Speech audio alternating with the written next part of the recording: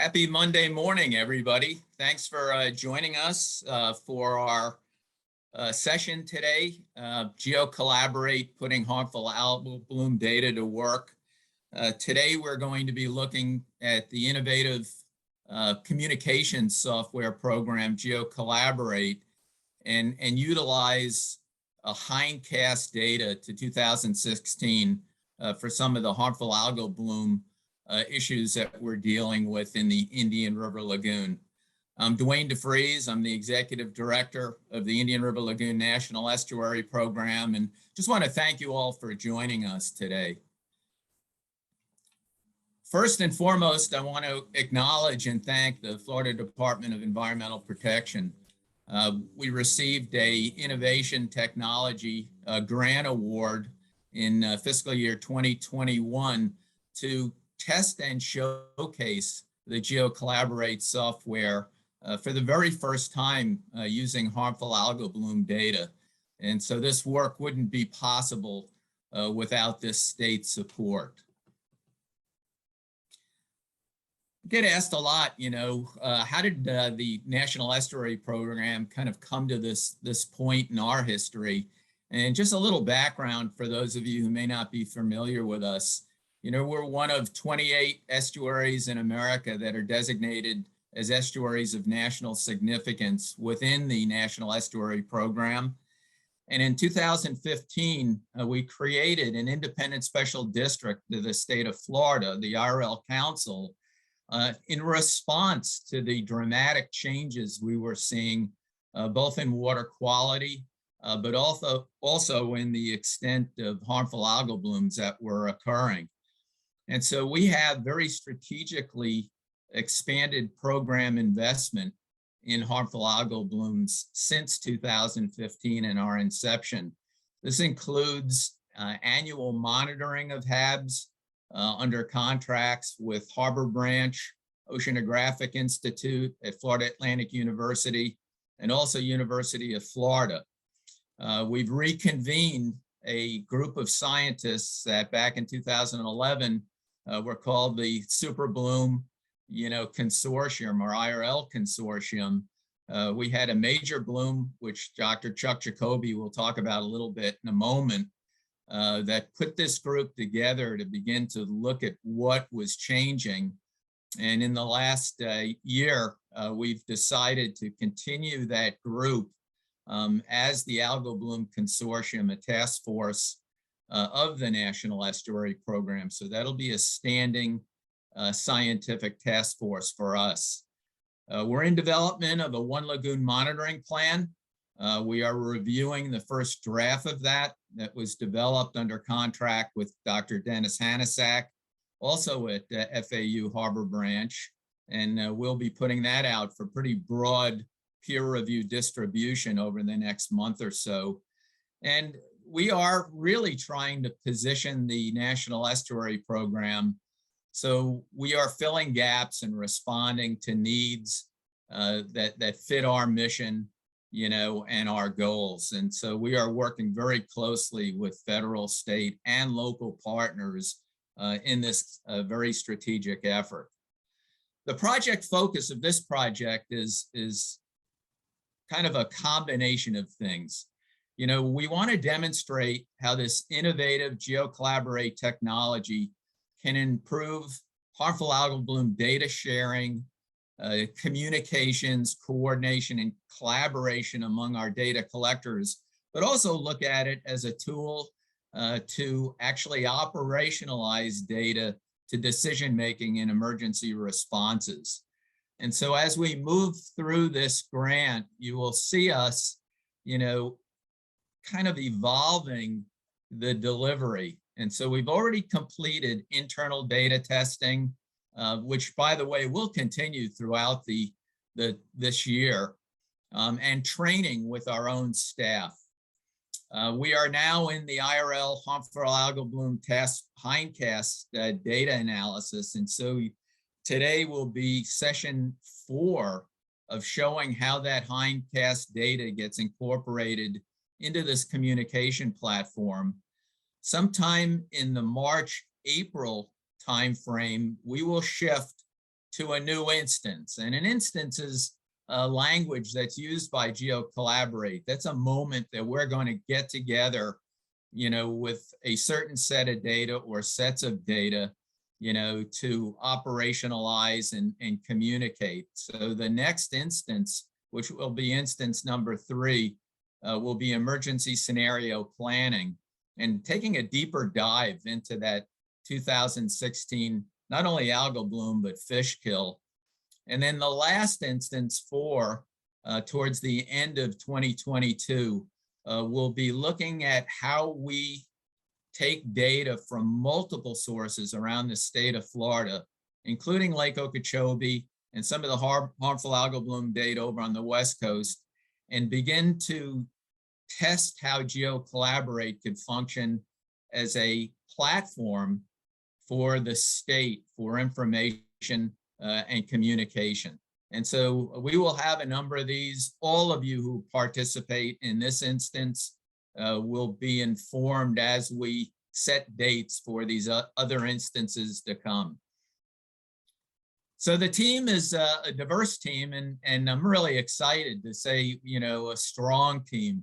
We have Dr. Chuck Jacoby from the St. Johns River Water Management District and Dr. Dennis Hanasak from Harbor Branch, who are not only our senior scientists on this project, but they are also leading the project with their very large data sets from the LOBO program with Harbor Branch, and also the monitoring and sampling programs that St. John's administers. We have Dave Jones and Dr. Ellen Prager from StormCenter Communications. I'll talk about Dave in a little bit, but StormCenter Communications, Inc. Is the founding agency and developer of this Geocollaborate technology. And then my team at the National Estuary Program is Kirsten KJ Ayres, who is our GIS coordinator. We have Dan Kolodny and also Kathy Hill and Ashley Malcolm. And together we're handling contracts, we're handling all the communications and outreach, and of course myself.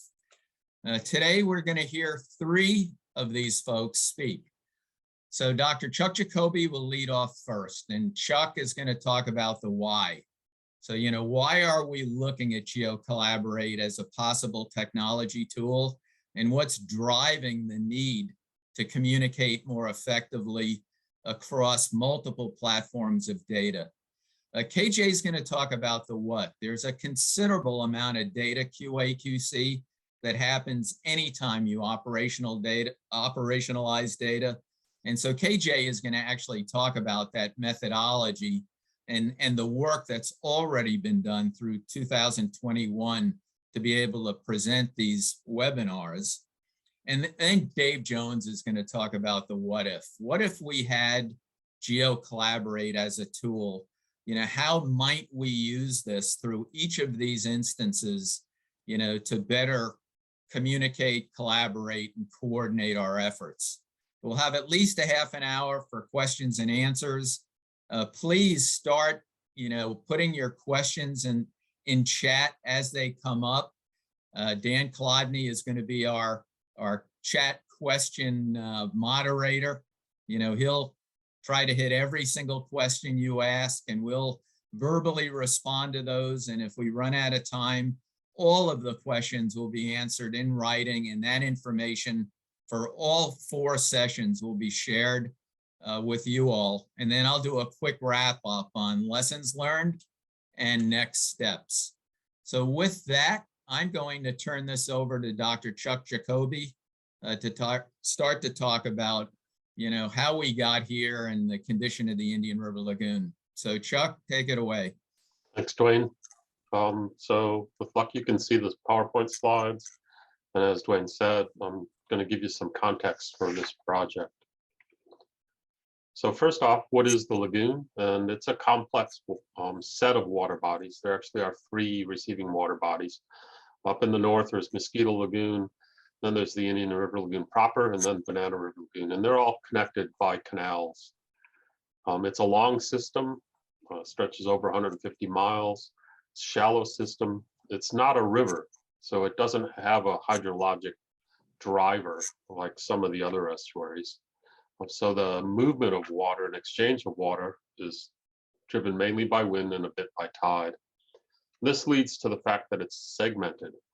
And on the right-hand side, you see a graphic that shows you average water age, mean water age.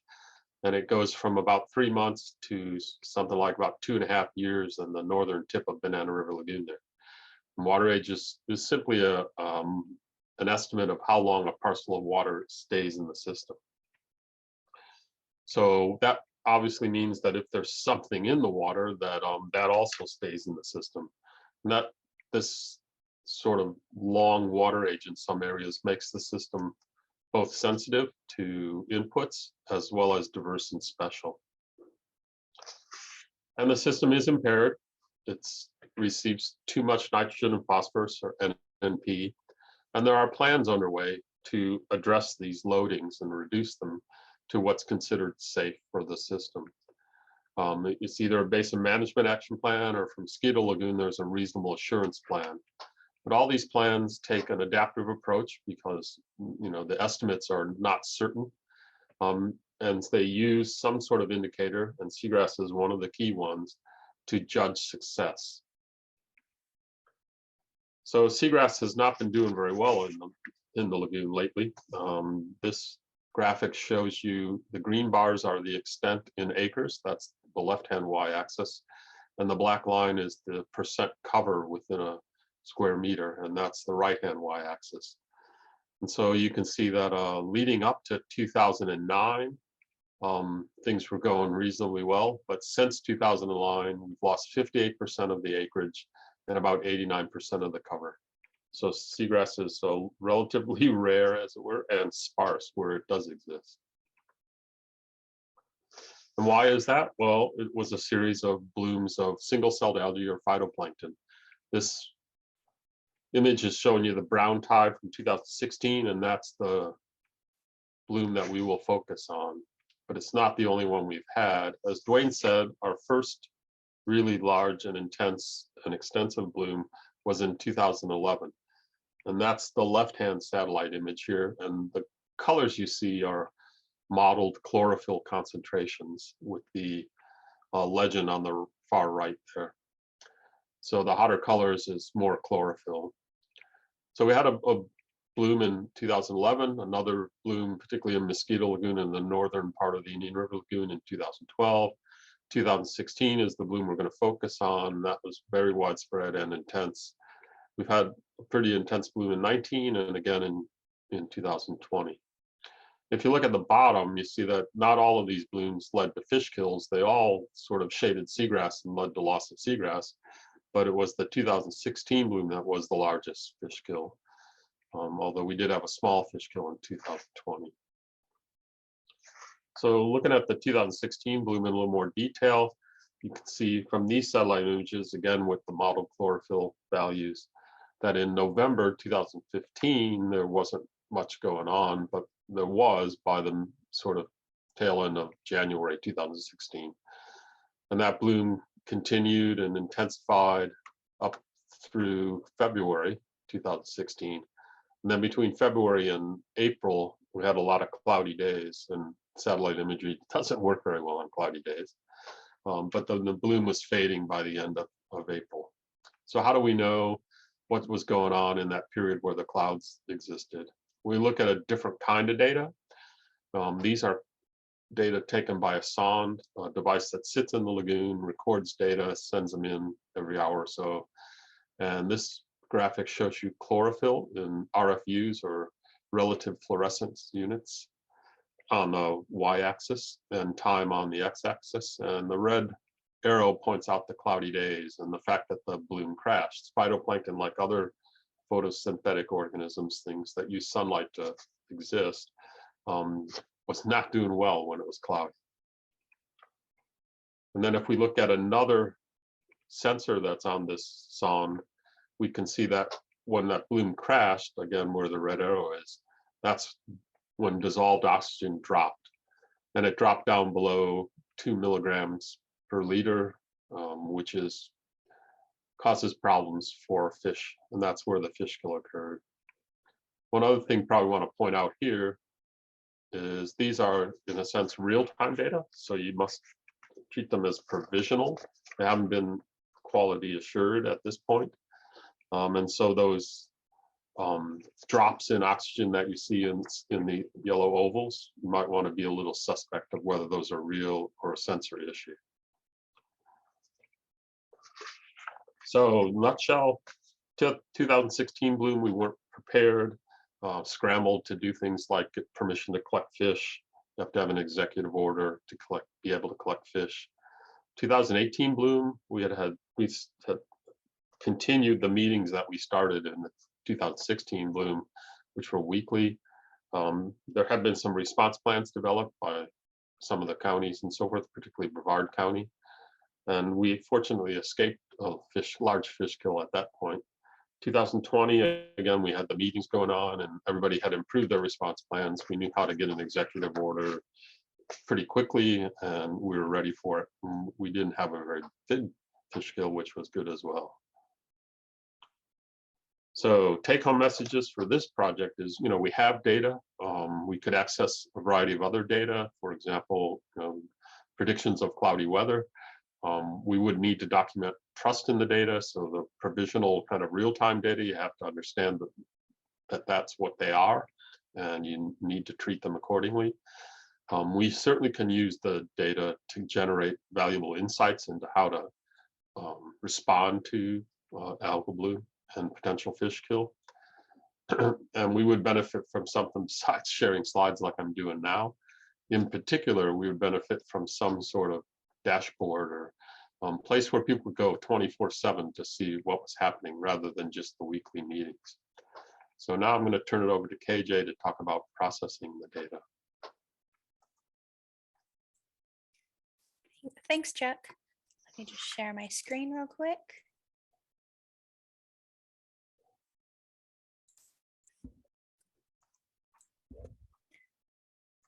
All right.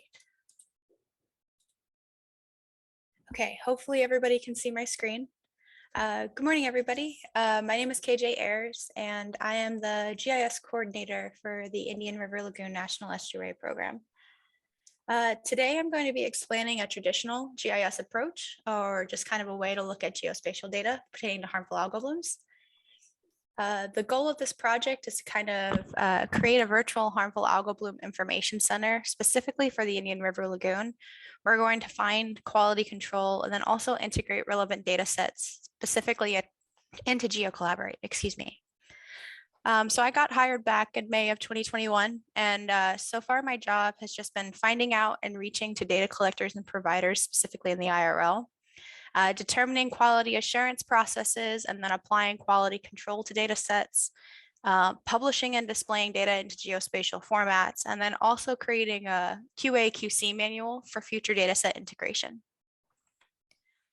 So I'm going to be using QA/QC, those acronyms pretty often. So just so that everybody has a basis, QA/QC just stands for quality assurance and quality control.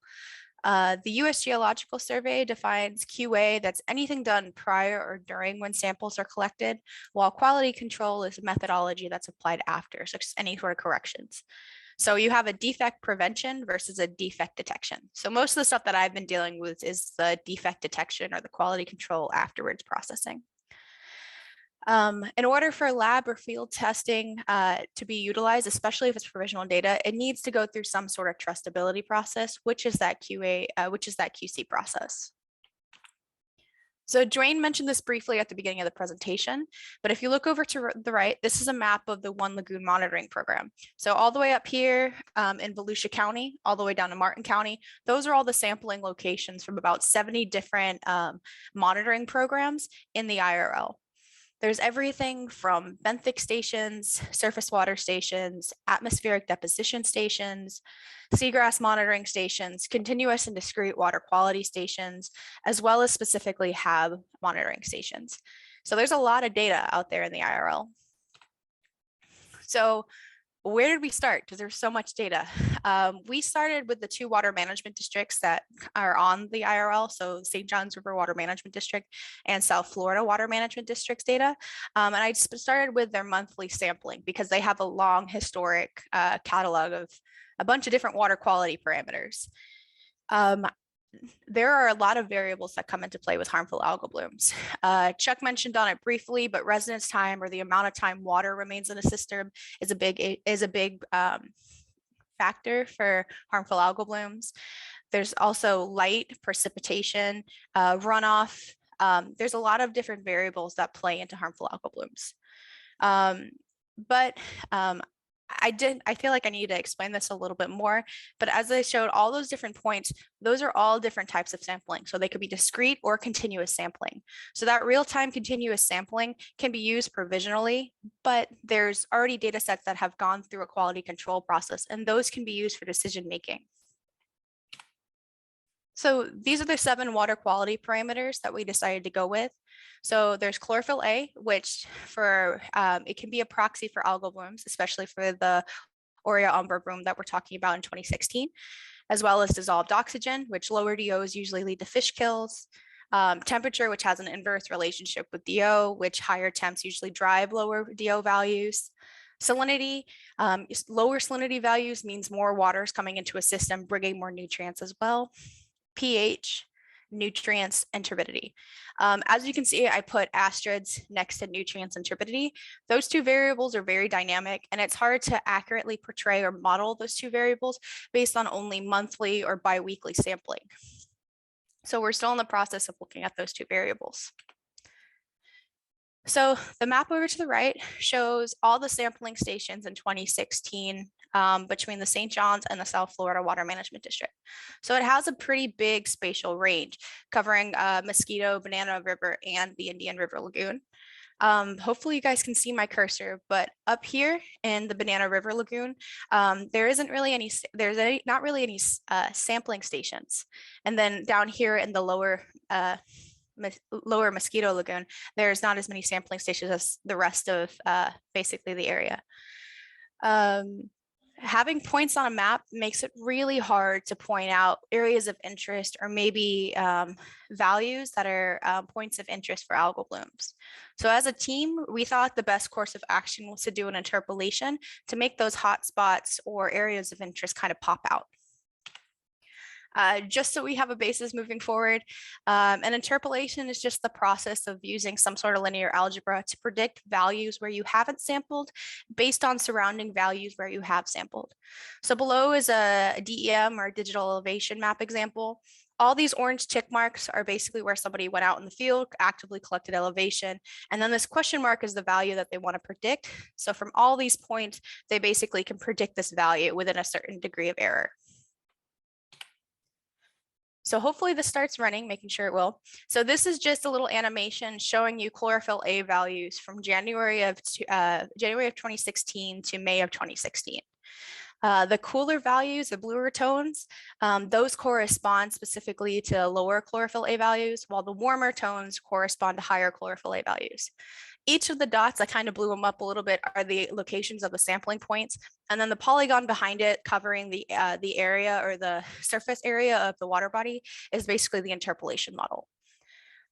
We ran about 40 different interpolation models to determine which one, different variations of interpolation models to predict which one gave the least standard error. After we determined that, we created a script that basically interpolated each of those 7 parameters per month from January of 2007 to January of 21. We knew we wanted to do a hindcast at the beginning, but we were kind of seeing what those values were and where the blooms occurred, if that makes sense. So just so we could see like a historic record. But since the focus is on this hindcast is specifically on the 2016 fish kill and harmful algal bloom event, that's why I'm just showing you this little animation. So as I mentioned before, that little animation only included 2 different data sets from the 2 water management districts. But to go through that, I think it was like a that between 2007 and 2021, it took me about 2 to 3 months to quality control those water quality parameters, looking for outliers, basically verifying my model. There was just a lot of process that went into how we quality controlled our data set. Moving forward, we're hoping to integrate more data into this project, but with more data, it's going to take more time and more quality control efforts. Algal blooms are very complicated and there are many variables that can come into play. But imagine how powerful it would be if we had all of those 70 monitoring programs working together to accurately show data sets in one easy to use dashboard. That's the kind of the hope for this project. So these are some of the challenges and the lessons that I'm starting to learn. Organizations are hesitant and they take time to release their data, whether they want to go through their own quality control process or if they want to use their data for publication, or there could be a multitude of reasons why organizations release data at different times. There's also different instrumentation and calibrations. So you could have two different types of sensors. You could have an optical versus a physical sensor, and their standards are completely different and their calibration methods are completely different, but they're supposed to be measuring the same variable. Also sampling frequency. Different organizations have different frequencies, temporal frequency. So it's kind of hard to put that all together if you have somebody who's going out monthly or biweekly, and then with the continuous sensors that are taking it every 15 minutes to an hour. I mentioned this briefly, but besides the horizontal limitations of not sampling everywhere, there's also vertical limitations as well. So that little animation that I showed you is only for the surface water. We're not knowing what's going on below the water column or what's going on at benthic levels. That could be something that we need to look into. There's also equipment maintenance issues, detection limit problems with sensors, and then inconsistent quality assurance data guidelines. So yeah. So moving forward, our hope for the next iteration of this project is to bring in the real-time monitoring or continuous sampling from the Water Management District and Harbor Branch's Erlon data.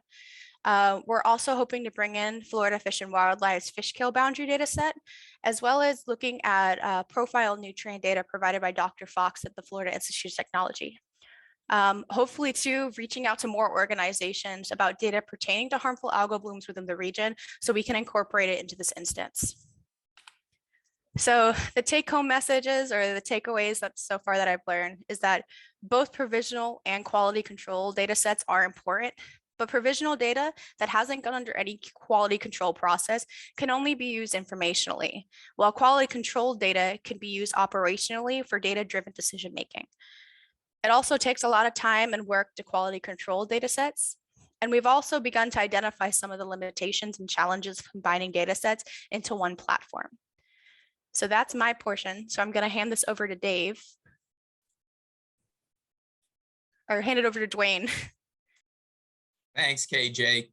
So you all have kind of seen the setup for this, why are we doing it? And the Indian River Lagoon is very complex because we have multiple species blooming, in very different spatial and temporal timeframes. And then of course, KJ set you up with, how this data moves into this platform. And so I'm really happy to introduce Dave Jones, the CEO and founder of StormCenter Communications, Inc. Dave has been working for a number of years on developing and maturing the Geocollaborate communication platform. It's innovative, and what it does is it provides real-time digital map data visualization, improves data sharing and collaboration, from multiple sources, and multiple data sets that may have different spatial and temporal scales. I think it's worth mentioning that this software actually had tremendous support in its development from federal funding. So it received federal support through phase 1, phase 2, and that pretty rare phase 3 SBIR, Small Business Innovative Research grants through both NOAA and NASA. And so with that, I'm going to turn this over to Dave to showcase not just, the Geocollaborate software, but how it works with these data sets that KJ has provided as we move forward. So Dave, I'm going to turn it over to you.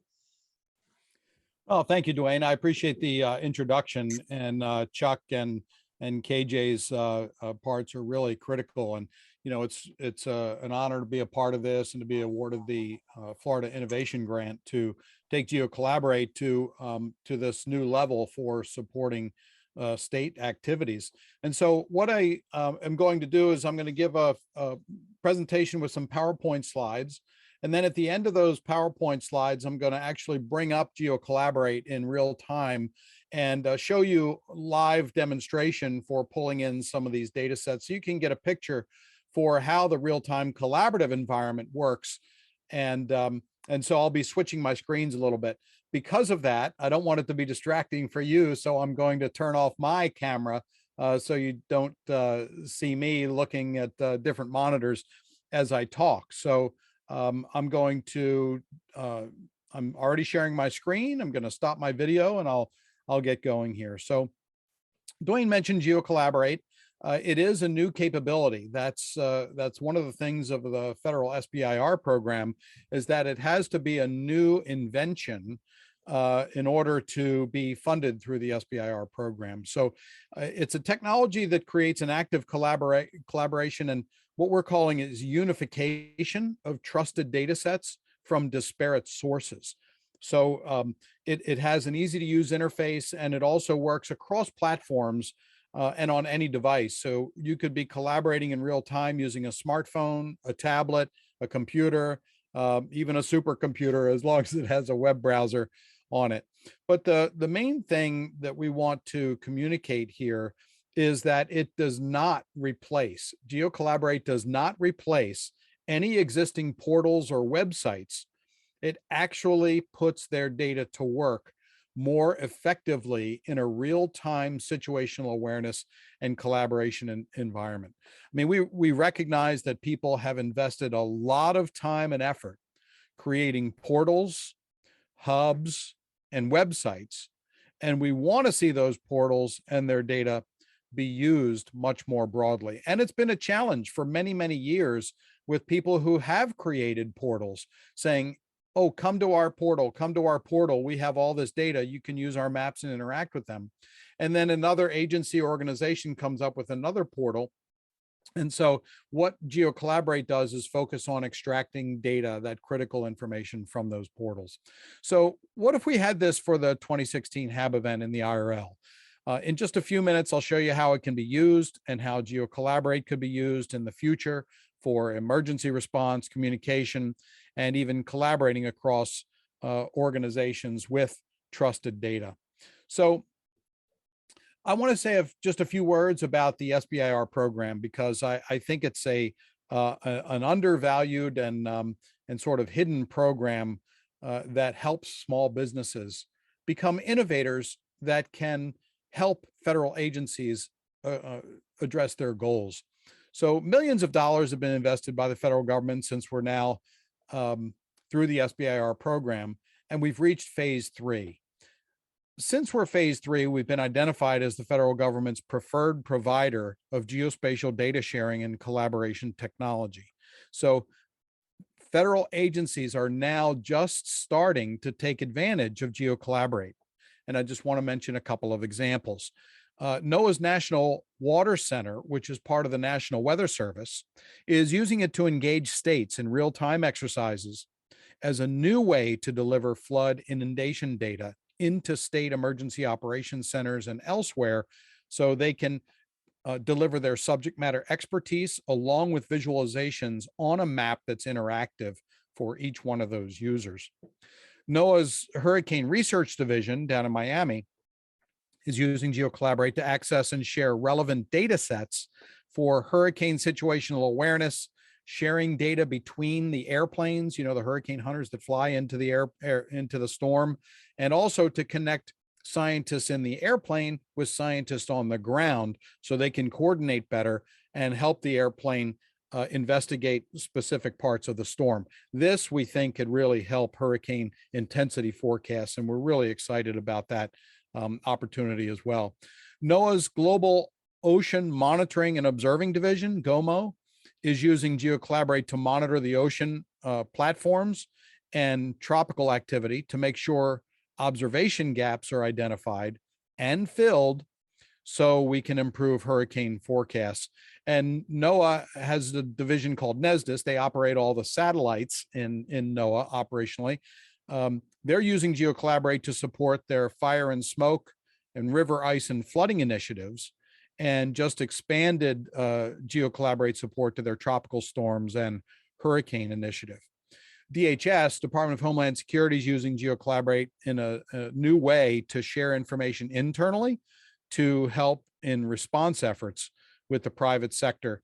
And then a nonprofit called the All Hazards Consortium is using Geocollaborate in disaster preparedness and response by coordinating the movement of fleet utility, food, fuel, communications, medical supply industry vehicles across state borders and into disaster areas so we can restore power much more quickly. So we're really excited to see how Geocollaborate can be put to work in these cases and more, such as HABs and cross-county and cross-state communications, and even connecting federal agencies with state agencies so that situational awareness can happen much faster. So I want to describe to you how Geocollaborate works. So there's an abundance of data out there about HABs and related conditions and variables, often through existing portals and websites. So again, Geocollaborate does not replace those sites. It relies on those sites to provide trusted data, but enables their use on this collaborative common operating platform. So for instance, during briefings, you may have had this situation yourself where you have a whole bunch of websites open and you have to page through those tabs, click through those tabs to bring up different images and all that sort of stuff. Well, it gets kind of complex as you do that, and you're changing your projections, you're changing the data that's displayed and all that sort of stuff. Well, what Geocollaborate does is it pulls out the trusted data from those sites into this collaborative common operating picture in real time and in a collaborative fashion. So you see the on switch. Once you turn Geocollaborate on, that data comes in as long as the leader is turning on these data sets, and it's simply controlled. We call it on-off data sharing. And so Geocollaborate can also be used to help connect people and colleagues that might be separated by distance, either due to necessity or just geography, if you're in a very rural area. If people want to learn more about the data, they can be pointed to the source data so they can dive more into that information. And then, of course, as you're collaborating, the data is being sent out to other collaborators in real time on their devices. So they're following the map's movement in real time. It's not screen sharing, it's actual geospatial data sharing. And I'll show you this in just a couple of minutes here, that you can share your data across tablets, laptops, and smart devices in real time. So as the leader is zooming in, all of the followers are zooming in real time, and then they can also interact with the data. It places everyone in a synchronous environment, connecting any device, placing everybody on the same map at the same time, looking at the same data. And so this is kind of how the interface looks. A leader logs in with their credentials, opens the data layers from different sources. And so those data sources are then shown on the followers' maps and delivered into their devices, and they can explore the data as well. You can also manipulate the map. The leader can highlight data, highlight areas, draw on the map, or even send geospatial messages. And I'll demonstrate that as well here in just a moment. After the session is completed, the real-time collaborative session is completed, there's a dashboard that can also be accessed with all of the data sets that have been shared in that collaborative session. So, you know, when you have a screen sharing session and you end that screen sharing session, it says, well, the screen sharing session's over. Have a good day. You could also email the PowerPoint slides to people so they can look at them, but you can't interact with the data that's been shared in this real-time environment and interact with the data sets that have been turned on. So this dashboard provides data updates automatically, and the leader can add relevant data as well. And this dashboard is available 24/7, 365. So why are we using Geocollaborate for HABs in the IRL? Well, first of all, it brings in a new dimension of active collaborative sessions where you have a leader and a follower, and you have the collaborative dashboard that remains. So let's talk about different application areas like scientific coordination. We can use Geocollaborate to verify and validate data. Suppose the state is gathering data or a certain location is gathering data. So citizen scientists are gathering data, but you want to verify that data with either satellite measurements or aerial measurements or other sensors that are nearby. You can get on a collaboration session and look at that data and start to talk about it. Identify gaps, fostering a collaborative research approach. From the response side, enabling coordinated response to events, improving situational awareness, verifying reports and observations. Creating this environment for data-driven decision-making is about enhanced response activities. And from a communication standpoint, enhancing and facilitating consistent messaging in briefings. This is one of the toughest things to do. Provide user-friendly interface, so it's got to be easy to use, and provide easier access to trusted data. Many people who want to make decisions, who are decision makers, they just don't know where to get the data. And many people spend 70 to 80% of their time in a decision looking for data, and only 20% of that time making the decisions of the data that they've looked for. So why can't we take some of that time and unlock it by providing the trusted data in front of those decision makers very rapidly? And the delivery of media-ready graphics and key points. I'll talk about those too as well. So what I'm going to do is dive into the real-time demonstration here and show you just a few things. Again, we're going to have this split screen where we have the leader on the left-hand side, the followers on the right-hand side. And so I'm going to get out of my my PowerPoint here, and I'm going to bring up Geocollaborate. And so now we have the split screen. So here I've logged into Geocollaborate on the left-hand side, and you can see some dots have been displayed here. And on the right-hand side is a follower. So there's an unlimited number of followers. Any number of people can join into a collaboration session if they have the address, if they have the credentials to join in. And once they turn Geocollaborate on here in the upper left-hand corner, then their map zooms down to match the map of the leader. Again, this is real-time geospatial data sharing. You also see this key points window that has popped up. So this is almost like a one-way chat from the subject matter expert or the leaders that have credentials that they can put in here and say, okay, the next briefing is at this time, or the next, here's a link, or here's some images that we want you to look at. This is movable. You can move this around any part of the map. I'm just going to close it to get it out of the way so you can see more of the information that's being displayed. So remember when Chuck spoke earlier in the webinar, Chuck's team has been identifying and analyzing key data sets from the 2016 HAB event. KJ's been working with Chuck as well as Dennis Hanasak at the Harbor Branch Oceanographic Institute to QA/QC the data and test it in Geocollaborate. So for instance, these green dots are the stations that KJ was talking about within the IRL boundary. A follower can click on those dots to see the data being shown. Now watch, if I move the map over here, you'll see that the follower moves in real time. The leader can query this data and see where this station is and what it's about. And the follower can also query data that's been delivered into their web browser. So they have the same kind of interactivity that the leader has while the leader is delivering the trusted data in real time. So what can happen here is we can turn on and off layers. If I zoom in, you'll see that the follower zooms in as well, and I can turn on a data set. Let's say we turn on modeled chlorophyll A data. And this is vectorized from satellite imagery.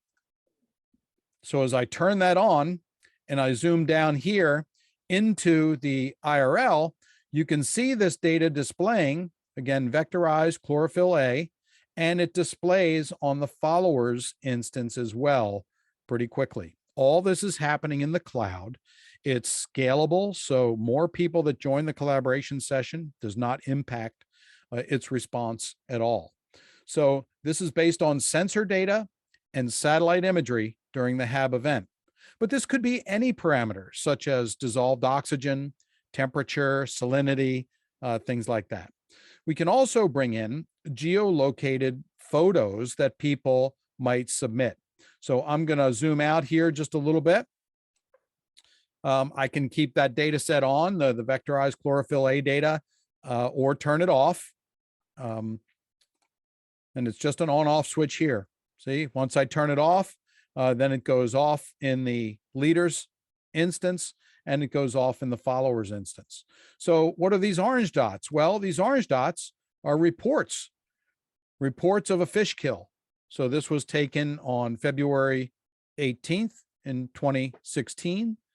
And so you can see that this dot showed up in this location. Also, the follower can click on that as well. So think about all these disparate data sets coming into the Geocollaborate environment, just being offered by their trusted data sources. Geocollaborate's accessing that trusted data source and pulling it in. And here's another dot down at Patrick Air Force Base. And that's another picture of a fish kill. And again, the follower can click on that as well. And they don't have to click on them at the same time or whatever. If they want to look at other station data, they have total interactivity and flexibility to look at the data that's being shared. So let's just do a little test here, a little semi-operational issuing of a geospatial message. So we see these two dots, we see fish kills. I want to go into collaborative draw tools. I'm going to go into freehand polygon.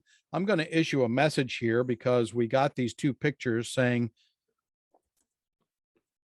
fish kill reported in these two locations. Call Duane. That's what everybody does in the IRL, right? When they notice something, call Duane. And we're going to make this red. So I'm going to change the color to red, and then I'm going to draw this graphic. So now I'm going to take this, I'm going to go down here to this one, just draw a little circle and let it go. I'm going to save this graphic as a layer, and it already appeared on the followers instance of Geocollaborate. Again, this could be on mobile devices, tablets, other computers, things like that, no matter where you are, anywhere in the world. And so what happens when the follower clicks on this? Well, they see the message. Fish kill reported in these two locations, call Duane. Of course, in a real-time situation scenario, you could put in email addresses, phone numbers, things like that. You could be operating a collaboration session that's internal to an agency or an organization, so you can share more sensitive information. And then what we're gearing ourselves towards is a public-facing dashboard that can be very dynamic, that can be updated very quickly, that the public can get great confidence in accessing this kind of data. And so this can stay on this map. I can zoom out, and that will also show up on the map. And by the way, the follower also has the flexibility to change their base map. If they want to change their base map, they can do that if they want to, but the data overlaying that base map does not change. So we're testing other types of data sets as well that might be of interest, such as seagrass and seagrass distribution. So I want to go to a sample seagrass data set in 2017, turn that data set on, and it will display on the leaders instance. It's a pretty large data set. And then it will display also on the followers instance as well. And so there in the blue areas, you see the water, and in the green areas, you see seagrass distribution. And so that amount of seagrass is it changes all the time, right? So that mapping is going to change. So you can move around the IRL and see the different seagrass distribution that's happening. And you can click on that data as well to see what kind of information is in there. Now, this metadata can be expanded. You can put links to the data in there. You can put contact information, anything that you want to give people more information on the seagrass and its distribution there. So we can also access and leverage federal or state agency data. So I want to focus here for a second on federal data sets, meaning like from NOAA. So suppose we're looking at the IRL here and we want to look and see where it's raining. Well, we can turn on in the weather layers, real-time weather radar data that's updated every 6 to 11 minutes from the National Weather Service. And that data shows on here immediately. And as the data updates from NOAA, it updates in real time in the collaborative environment. So what if we want to know how much precipitation is forecast over the next 3 days? Here's a layer, rainfall forecast 1 to 3 days, and I'm going to turn that on. And we can see down here in the southeastern portion of the state, there are some higher totals here. Upwards of 3 inches of rain could fall in the next 72 hours. This is from NOAA and the National Weather Service. And again, I could change the transparency of this information as well. So you can see through it a little bit better.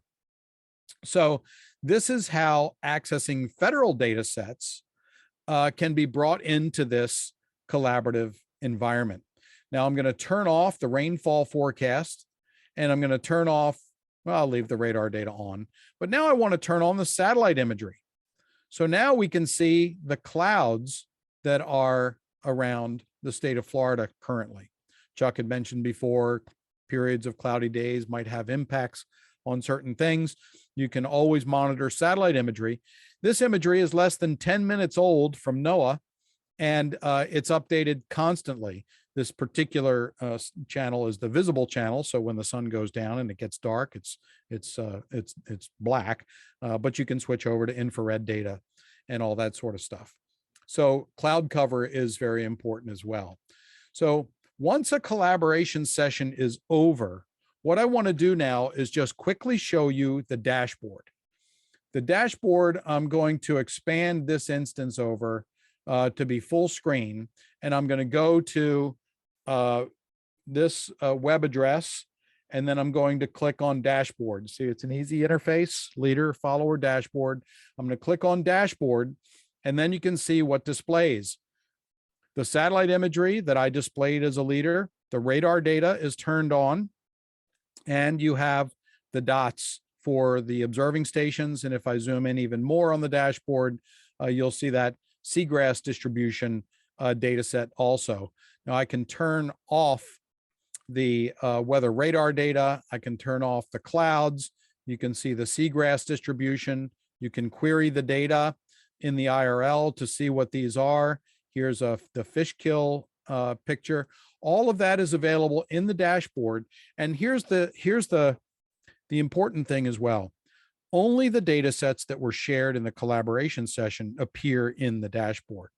There's also an icon here. So if you want to extract population, you can extract population by doing a freehand polygon and then doing a draw saying, oh, how many people are impacted by this area right here?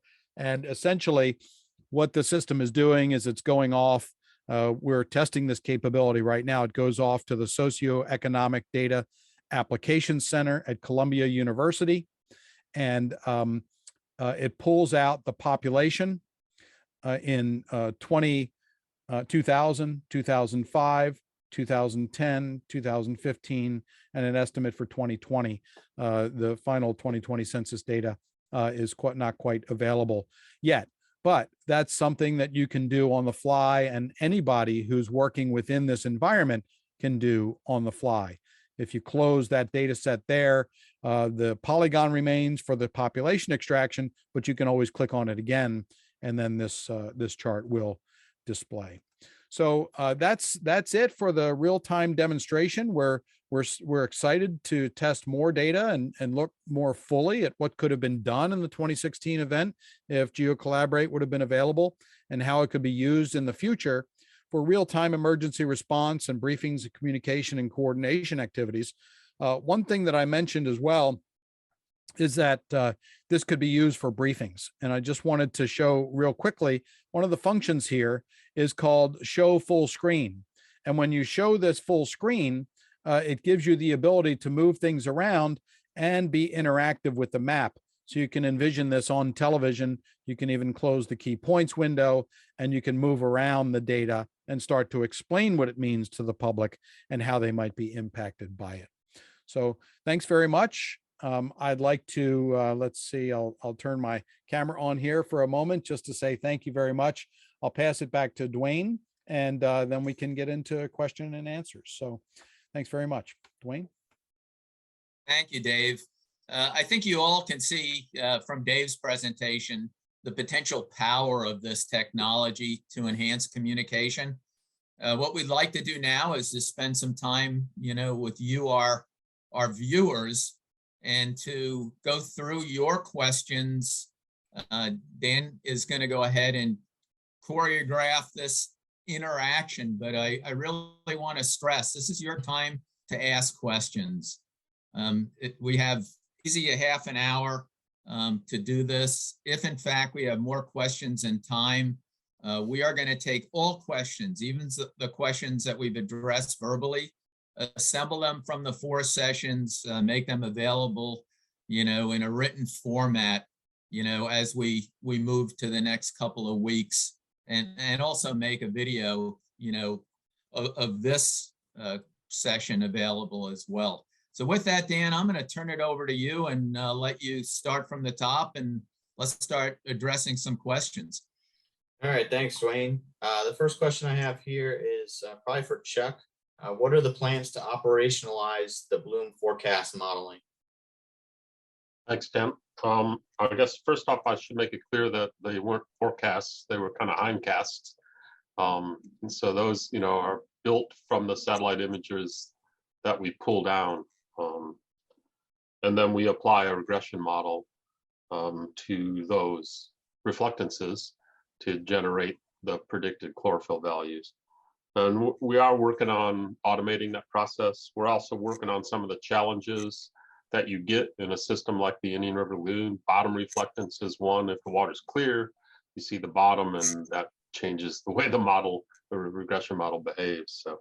So we're continually trying to upgrade our ability to do this. Thanks, Chuck. Follow-up question on that is what satellite imagery was used for those maps? Pretty much whatever ones we can get hold of. So Landsat was our major one because it reaches back a ways, but Sentinel, we're using Sentinel as well. Great. This next question's for KJ. Are citizen community science monitoring data considered for any of the analyses? So not yet. We're kind of hoping to get to that point where we may integrate some citizen science, but with citizen science, you need to make sure that their quality assurance, like they know what they're measuring, like kind of just, it's a check and balances kind of thing. So like Dave mentioned before, like submitting pictures for harmful algal bloom, that may be, or submitting pictures for a fish kill, that may be beneficial. But if someone's going out and just using like a secudus to get turbidity or something, we may not particularly use that. So it's a plan in the future, but we just haven't started on it with this project. Thank you.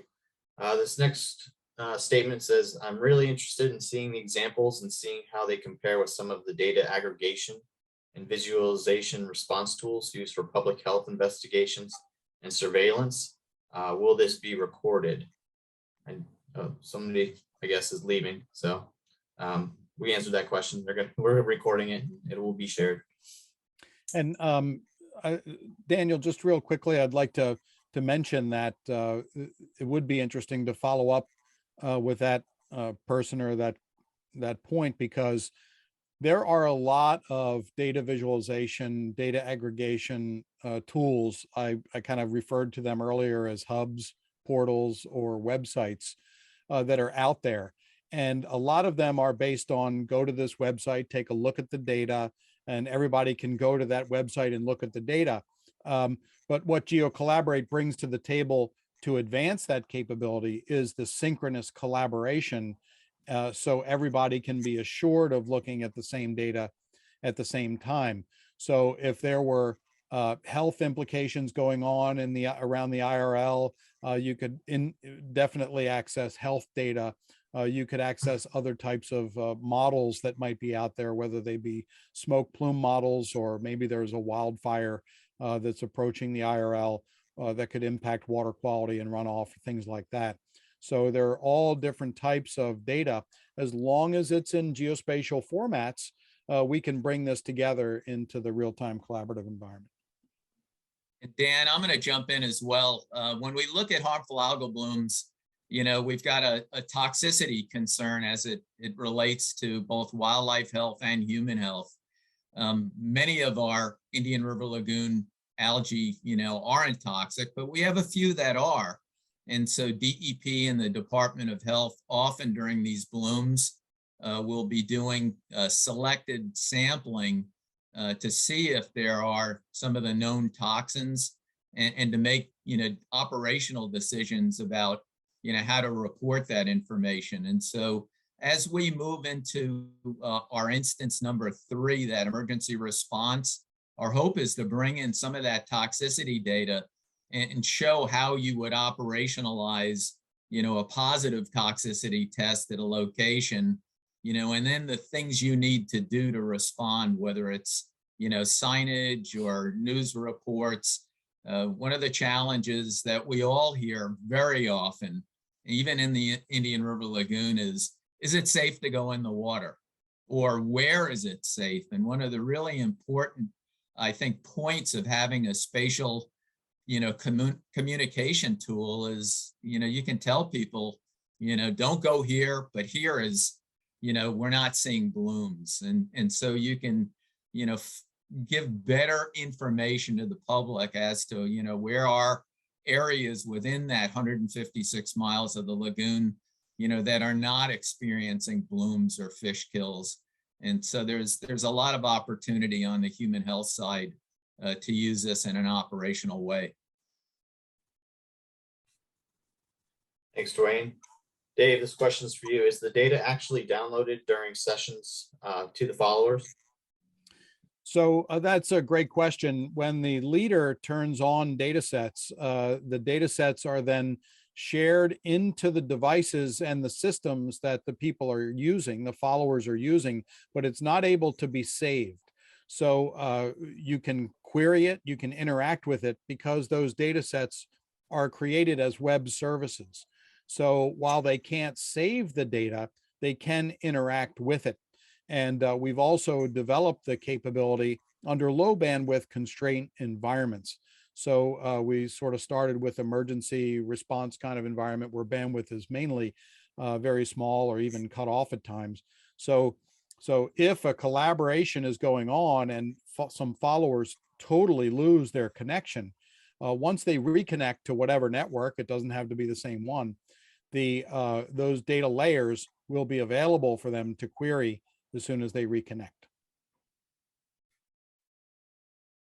Thanks, Dave. This next question is also for Dave, and I think KJ can probably jump in as well regarding it.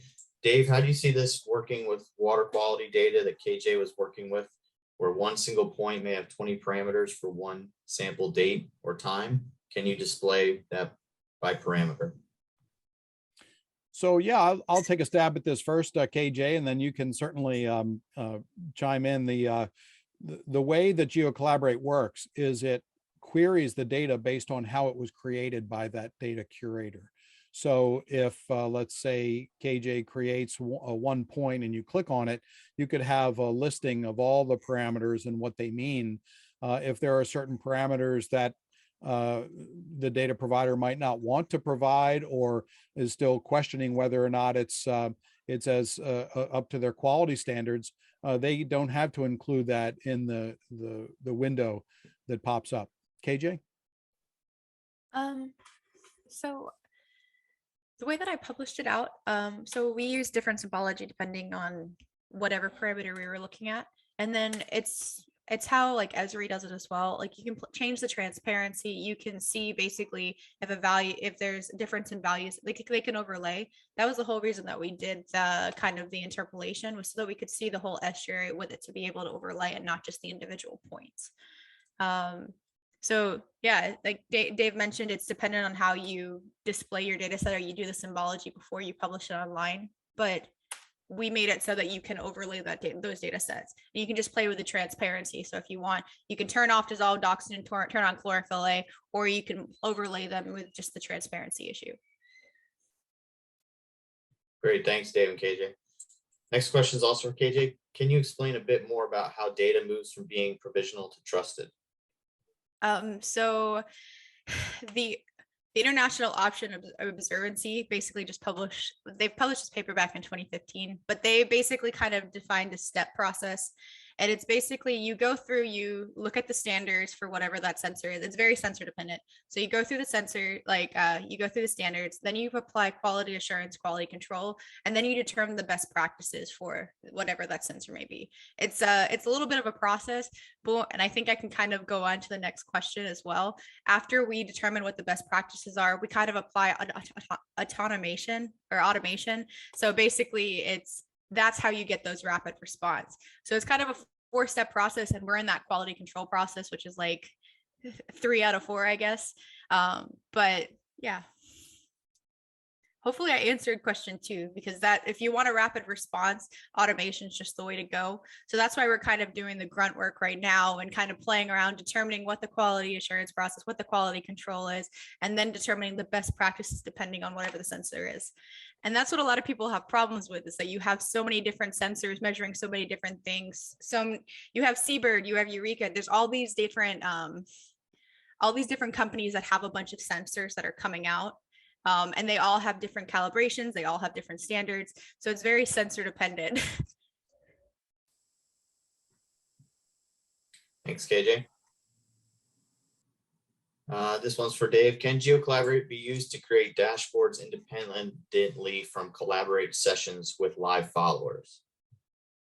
So that's a great question. The live collaborative session is among anybody who wants to join or is authorized to join if you put usernames and passwords in it. When that collaboration session is done, then the dashboard is available. Now, one thing about how Geocollaborate works is it pulls from web services. So you have total flexibility for setting up your own dashboards if you're, let's say, like an Esri user, and you want to set those up and utilize various data sources, particularly if those data sources are publicly available. You could pull that in and make any type of dashboard that you want to. We have expertise in that area as well and can help you do it if you don't have that expertise but would like to do it. But certainly the Geocollaborate environment is really designed for improving situational awareness, improving decision making, making rapid decisions based on data that's being shared, and then using the dashboard to help to coordinate internally or externally to certain groups too. So we're really trying to close that gap of consistent messaging, utilizing trusted data, and then making that dashboard available. So the answer is yes, you can create dashboards, separate dashboards. Geocollaborate doesn't do that explicitly, but Esri does with pulling in those data services. Then you can create any number of dashboards that you want. Thanks, Dave. This next question is for Chuck. Just putting you on the spot here. How close are we to being able to forecast blooms in the IRL? Forecast blooms accurately is probably a ways off, but I think one of the things we will try to be using the Geocollaborate tool for is to help us potentially forecast spread of blooms. So we can link things to some of the hydrodynamic model output, and as well as potentially forecast what I'll call good, bad, and ugly years or seasons. So the likelihood of blooms we might be able to forecast. The actual positioning and timing of blooms, that's probably a ways down the track. Thanks, Chuck. Dave, this one's for you. Can the system be configured to produce alerts if certain measurements are above or below critical values? So for instance, say dissolved oxygen falls below 2 milligrams per liter. So that's a great question. If let's use a sort of KJ scenario with Geocollaborate. If KJ wants to publish data when those certain levels get reached, then that data can pop on into Geocollaborate or into the dashboard. So you can have that sort of level of, hey, something just hit here and it's kind of a critical level. Or we could do some additional development and then create emails or some sort of communication capability should some of those layers get down to critical thresholds.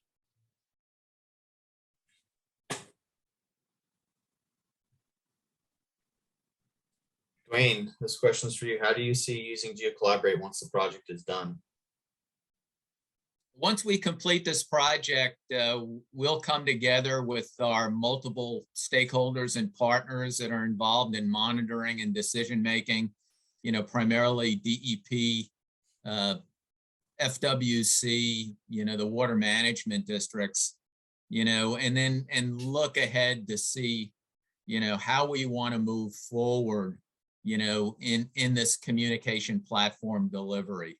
And so we'll finish this project. We'll see, both the hindcast results, which we have now, the power of Geocollaborate in emergency planning and decision making, and then what it may look like in a platform. And then we'll have to have a conversation among our partners, about how we move forward, and at what scale, who takes the lead, on Geocollaborate licensing. But we see value already.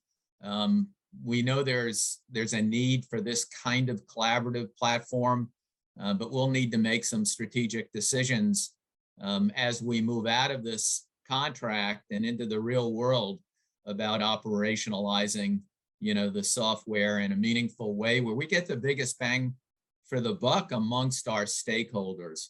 So where that level is, I can't answer that right at the moment, but we're all having that discussion, I think, within our agencies about not just how you communicate data, but even the storage of data, the QA/QC of data. I do see this becoming a integrated discussion with our One Lagoon monitoring plan that is currently, in draft review and will be released here shortly, because we all know that getting information out to policyholders, citizens is really a challenge, and one that, whether you're in the Blue-Green Algal Task Force or the Harmful Algal Bloom Task Force, we all see this as an important need to better communicate effectively, accurately, with the appropriate messages to a variety of target audiences. So we'll see where this goes. Once we get through this contract, we've got a lot of work to do in the next year. And Daniel, if I could say a couple things as well that's really interesting about the way in which Geocollaborate was developed through the federal government's SBIR program, because many people don't really understand the significance of a phase 3, particularly at the federal level. This is where all this kind of plays. Is that if there are any agencies that want to expand upon, experiment with, or integrate into their mapping environments, Geocollaborate, they can do it without further competition, announcements, anything like that, because the SBIR program takes you through all the competitive gates that need to be passed through. And since Geocollaborate is now a sole source status with its contracting capability with federal agencies, it can be moved on very quickly.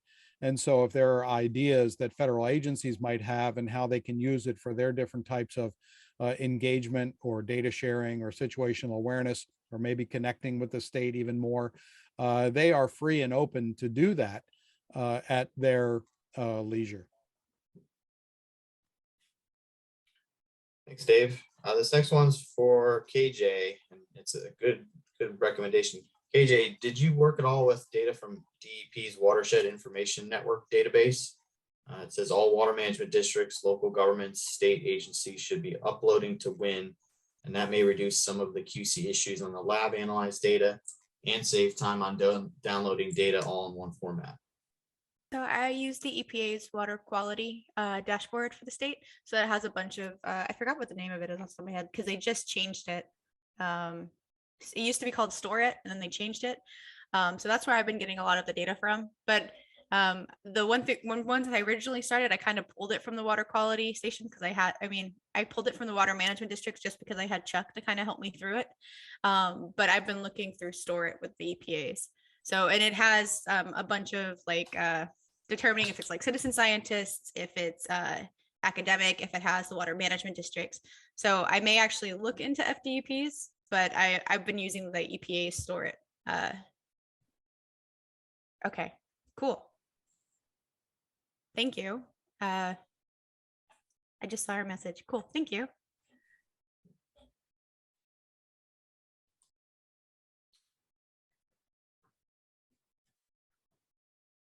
All right, I think that's all I have for questions. Just a couple comments here. One from Vince says this could be potentially valuable for coastal flooding, sea level rise data too, especially as there are separate existing programs for reporting.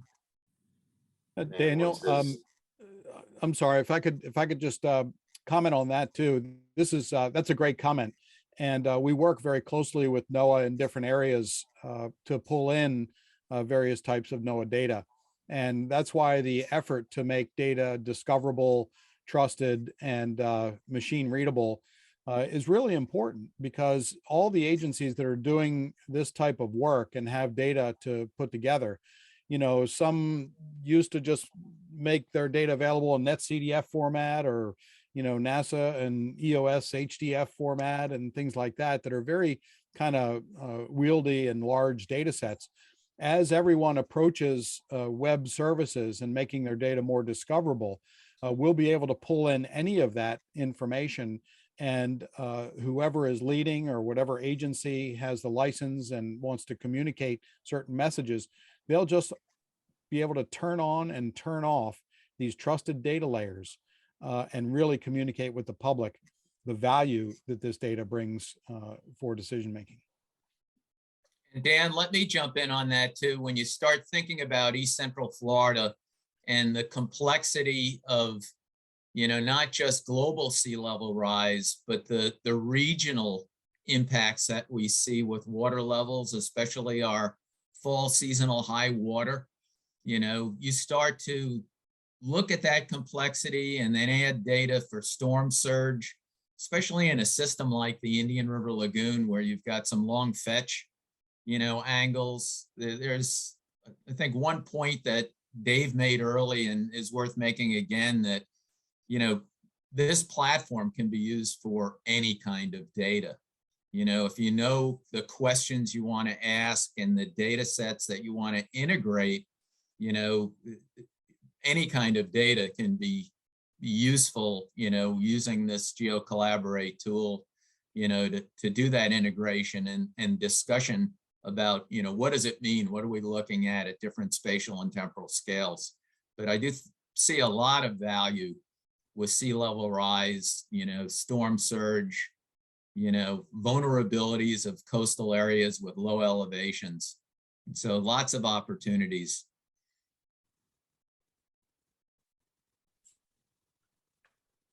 All right. Is there any more questions? Here's one. This one's for Dave. How does the subscription process work? It's an annual license fee for Geocollaborate with unlimited number of followers and unlimited number of users for the dashboard. And then you have an option of putting in some funds for professional services to have us come in and do additional training or help you set things up, help you along the way. It's pretty simple.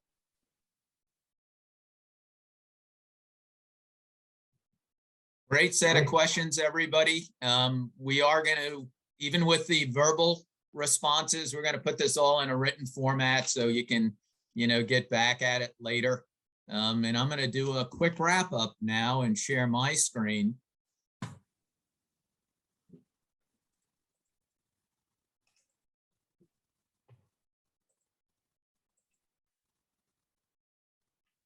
So I'm going to just briefly wrap this up. First and foremost, I want to thank everybody who joined us today for this session.